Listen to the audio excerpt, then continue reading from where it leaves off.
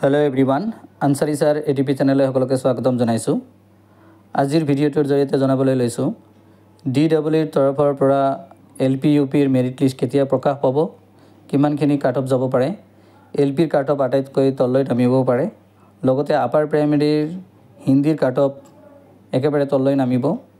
যিসকল ক্যান্ডিডেটে এপ্লাই কৰিছে প্ৰায় সকলোৱে চাকৰি পাব পাৰে, কিয় পাব আজিৰ ভিডিঅ'টোৰ জৰিয়তে জনাম। লগতে ডকুমেণ্ট ভেৰিফিকেশ্যনত যিসকলৰ নাম আহিছে সকলোৰে নাম মেৰিট লিষ্টত নাহিব পাৰে আৰু বহুতো ক্যান্ডিডেটৰ নাম ডকুমেণ্ট ভেৰিফিকেশ্যনৰ কাৰণে মাতা নাই কিন্তু পাৰ্চেন্টেজ আছে, সেই সকল ক্যান্ডিডেটে মেৰিট লিষ্টত নাম অংশগ্ৰহণ কৰিবলৈ সক্ষম হ'ব পাৰে। আৰু কিয় হ'ব প্ৰথমতে হিন্দীৰ কাৰণে জনাবলৈ লৈছোঁ। Upper primary Hindi cut off বহুতখিনি কমিব।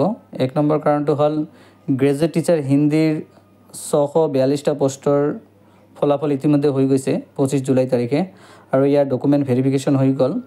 তো ম্যাক্সিমাম ক্যান্ডিডেটে যিসকলৰ নাম গ্ৰেজুৱেট টিচাৰ হিন্দীত আহিছে সেই সকল ক্যান্ডিডেটে পাই গ'ল আৰু সেই সকল ক্যান্ডিডেটৰ বহুতখিনি ক্যান্ডিডেটে আপাৰ প্ৰাইমেৰী হিন্দীৰ কাৰণে এলিজিবল আছিল বা মেৰিট লিষ্টত নাম আছিলে। যেতিয়া ওৱান ক্যান্ডিডেট ওৱান পোষ্ট হিচাপে দিব অভাৰলেপিং নকৰাৰ কাৰণে, তেতিয়া হয়তো গ্ৰেজুৱেট টিচাৰ যিসকল হিন্দীত পাইছে সেই সকল ক্যান্ডিডেটে যদি আপাৰ প্ৰাইমেৰী হিন্দীত পাই আছে বা নাম আছে সিহঁতৰ মেৰিট লিষ্টত যদি নাম আহে তেতিয়াহ'লে হয়তো এই পোষ্টটো উঠাই ল'ব লাগিব। সেইকাৰণে কৈছোঁ যে আপাৰ প্ৰাইমেৰী হিন্দীত যিসকল ক্যান্ডিডেটে আছে প্ৰায় সকলোৱে চাকৰি পাব পাৰে।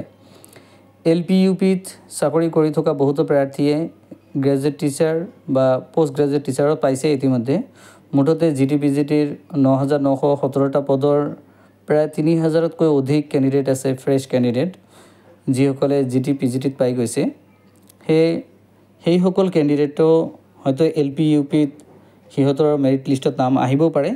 সেই সকল ক্যান্ডিডেটকো যদি উঠাই ল'ব দিয়ে, যিসকল ক্যান্ডিডেটে LP UPতো মেৰিট লিষ্টত থাকিব লগতে GT/PGTতো থাকিব, সেই সকল ক্যান্ডিডেটে GT/PGTতে নিশ্চয়কৈ যাব আৰু সিহঁতে LP UPটো উঠাই ল'ব, তেতিয়া কাট অফ কমিব। LP UPত 4500টা পদত বহুতো কাট অফ কমিব, কাৰণ যিসকল ক্যান্ডিডেটে 5550টা পদত এপ্লাই কৰিছে তাৰে বহুত ক্যান্ডিডেট আছে যিসকলে 4500টা পদত এপ্লাই কৰিছে আৰু এনেকুৱা কিছুমান ক্যান্ডিডেট আছে যিসকলে এতিয়া চাকৰি কৰি আছে LPত কিন্তু UPৰ কাৰণে এপ্লাই কৰিছে আৰু ইতিমধ্যে স্যালাৰি সিহঁতৰ বৰ্তমানে UPত যিমানখিনি পাব তাতকৈ বেছি হৈ আছে।